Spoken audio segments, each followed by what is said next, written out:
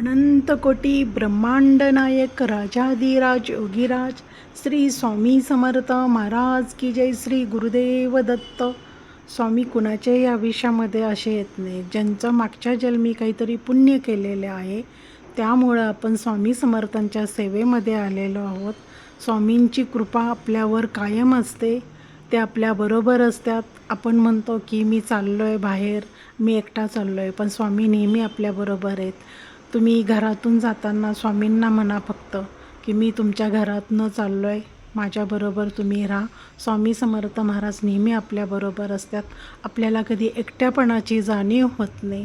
स्वामी समर्थांचं बद्दल काय बोलावं तेवढं कमीच आहेत.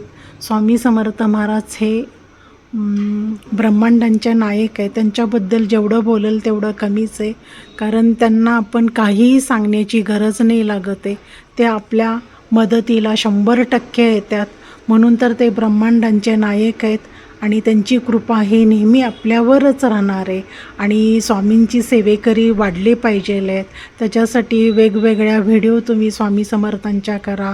स्वामींना फक्त तारक मंत्रामुळं माझ्या एक जवळचेच आहेत की त्यांना जवळजवळ 20 ते 30 वर्ष ऐकायला येत नाही, पण तारक मंत्र कानात लावल्यामुळं की त्यांना 22 जवळजवळ 30 वर्षांनी त्यांना ऐकायला यायला लागलं. हा एक मोठा स्वामींचा चमत्कार आहे.